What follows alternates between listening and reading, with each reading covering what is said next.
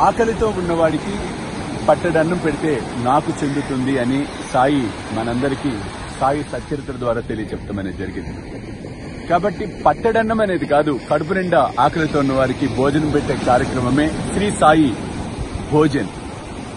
కాబట్టి మీరు కూడా ఈ అద్భుతమైన మహాయజ్ఞంలో పాలు పంచుకొని సాయి కృపకు పాత్రలు కావాల్సిందిగా కోరుతూ ఉన్నాను. వివరాలకు కింద కనిపిస్తున్న ఫోన్ నెంబర్స్ కి ఫోన్ చేయండి. చూస్తూనే ఉండండి శ్రీ సాయి సర్వస్వం యూట్యూబ్ ఛానల్.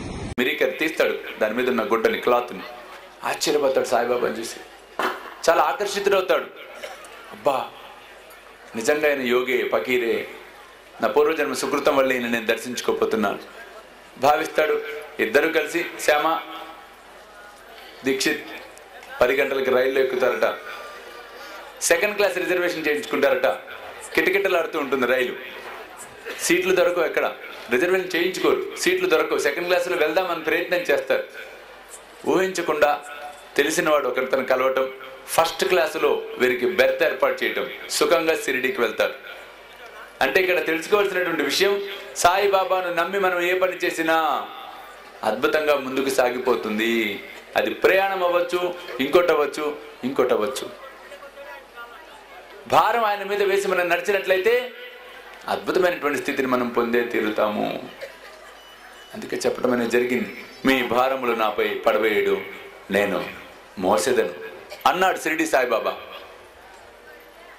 ఎంతమంది మాటను త్రికరణ శుద్ధిగా విశ్వసిస్తున్నారు, ఎంతమంది మాటను త్రికరణ శుద్ధిగా పాటిస్తున్నారు? మనకు మనం ఆత్మ విమర్శన చేసుకోవాలి. భారం ఆయన మీద వదిలివేసే రీతిలో సాధనను మనం చేయవలసి ఉంటుంది. చేసినట్లయితే అద్భుతమైనటువంటి స్థితిని మనం పొందుతాం. ఇక్కడ ఉదాహరణ అదే చూడండి, చిన్న ఉదాహరణ. బెర్త్ లేదని బాధపడుతుంటే బెర్త్ ఇవ్వడం అనేది జరిగింది. మీలో కూడా చాలా మందికి అనుభవాలు అయ్యే ఉంటాయి.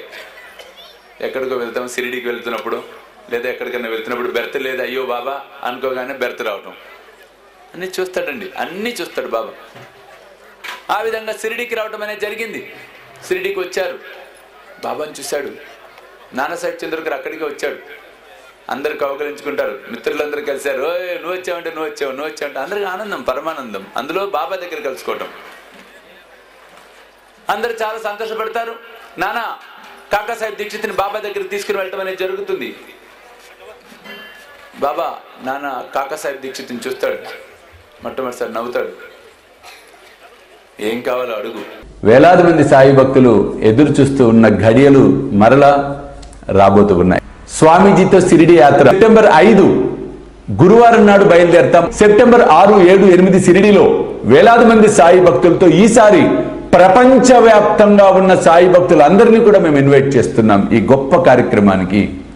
కాబట్టి మీరు నాతో రావాలి, ఈ యాత్రలో పాలు పంచుకోవాలి అనుకుంటే త్వరితగతిన కింద కనిపిస్తున్న ఫోన్ నెంబర్స్ కి ఫోన్ చేసి మీ టికెట్స్ రిజర్వ్ చేసుకునే ప్రయత్నం చేయండి.